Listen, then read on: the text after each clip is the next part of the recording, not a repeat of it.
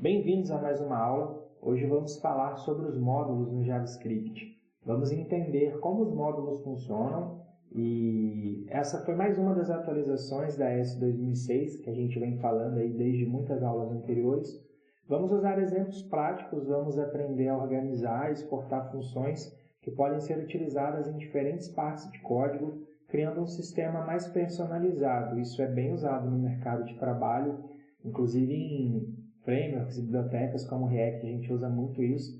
Então a gente vai estar vendo aqui algo que é bem prático assim, do nosso dia a dia ali como programadores. Para isso, vamos criar aqui uma pasta número 20 e a gente pode chamar ela de módulos. Diferente de todas as aulas que a gente já começa criando o index.js aí, a gente pode até criar, mas hoje a gente vai chamar ele de main.js. Mas ele não é o primeiro arquivo que a gente vai brincar. Primeiro, vamos criar um arquivo aqui para a gente estar usando ele para fazer as funções que a gente vai importar lá no nosso main, que essa é a ideia básica de módulos. Para isso, a gente pode criar aqui uma calculate_power. Beleza. Com ela criada, vamos entender aqui o que a gente vai fazer. A gente vai criar aqui duas funções para calcular o alcance dos ataques do Sub-Zero e da Sônia. Para isso, vamos criar aqui uma função chamada Ice Blast Area, que vai pegar o golpe do Sub-Zero e a gente vai calcular o raio, igual a gente fez na aula anterior, mas vamos ver uma versão com uma sintaxe mais enxuta aqui. A gente está criando ali uma prop R, que é o raio, que é o radius da aula anterior. Vamos passar aqui o 3.14, que a gente atribuiu na aula anterior. Vamos multiplicar ela pela prop do raio e vamos usar o operador exponencial da aula anterior, para a gente reaproveitar o conhecimento e passar o 2. Fizemos a mesma coisa da aula anterior numa versão mais enxuta aqui. E a gente pode também criar agora uma outra função, que a gente pode chamá-la de const energy ring, e pegar a área também do golpe da Sônia. Então vamos fazer isso. Daí a gente vai usar aqui a letra S, só para representar aqui. E maravilha, a gente está calculando agora, a gente vai usar essa função para calcular a área do golpe da Sônia. Tá? Coloquei o S ali por causa da Sônia. E aí entra o primeiro momento aqui importante da nossa aula. Quando a gente está trabalhando com módulos, a gente está exportando coisas entre arquivos. Uma maneira bem simples, assim, bem resumida de entender seria isso. Então a gente criou essas duas funções aqui nesse arquivo, que calculam o poder, e para a gente poder acessar essas funções aqui no nosso main, a gente precisa estar exportando essas funções. Então é bem simples. Basicamente a gente passa aqui um export, a gente abre um símbolo de objeto, passa o nome dessas funções aqui para dentro. Simplesmente isso. Agora a gente tem como estar acessando essas funções lá do outro arquivo. Para isso, a gente só precisa fazer a importação delas. Se a gente vier aqui, ó, eu vou até puxar para cá.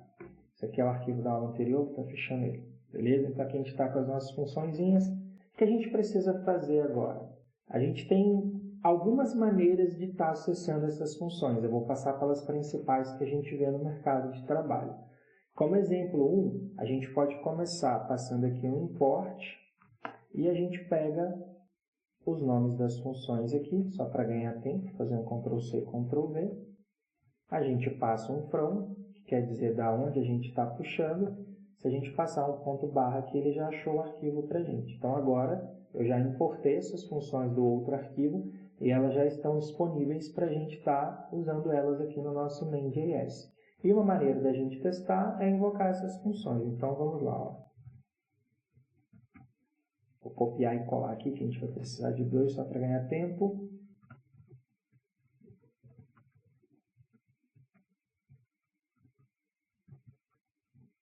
O que eu fiz aqui? Estou pegando a função para calcular o golpe do Sub-Zero, passei uma prop aqui, né? Passei o valor do 3, que ele representa a prop R aqui, tá? Então estou passando aqui.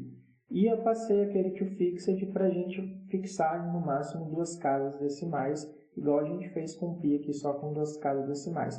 Estamos reaproveitando o conhecimento da aula anterior e aplicando aqui. E agora a gente também pode pegar aqui o golpe da Sônia, né? Então vamos lá.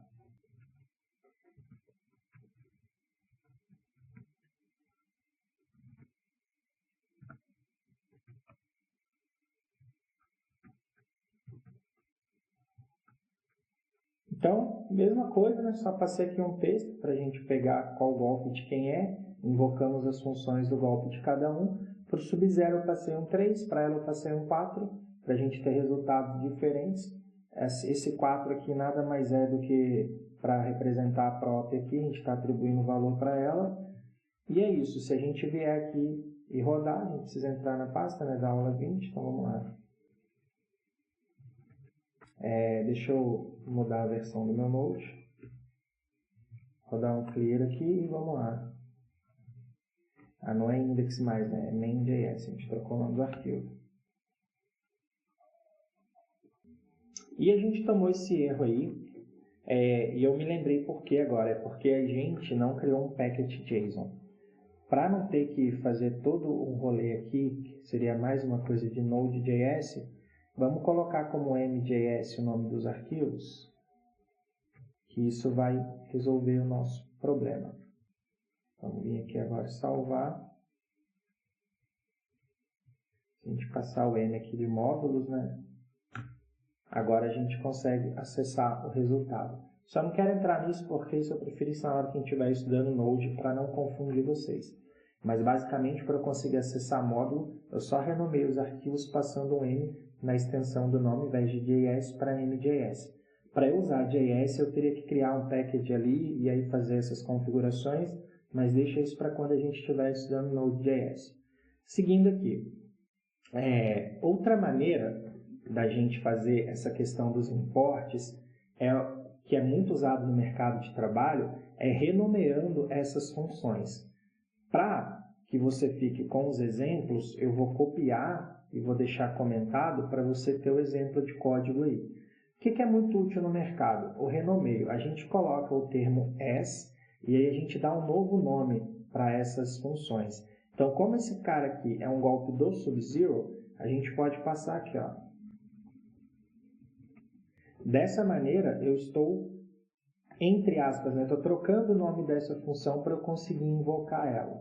Tá? Ao invés de eu invocar ela com o nome que ela foi declarada aqui, eu posso dar um nome que faça mais sentido para a minha aplicação e usar esse nome. E a gente pode também alterar o nome dessa daqui para Sônia, né? Já que a gente alterou a outra para Sub-Zero, a gente está passando o nome dos personagens, a gente passa aqui para Sônia e a gente passa o nome do golpe dela. Com isso feito, a gente tem que substituir aqui, afinal a gente renomeou as funções. Você vai ver bastante coisas assim no mercado de trabalho também.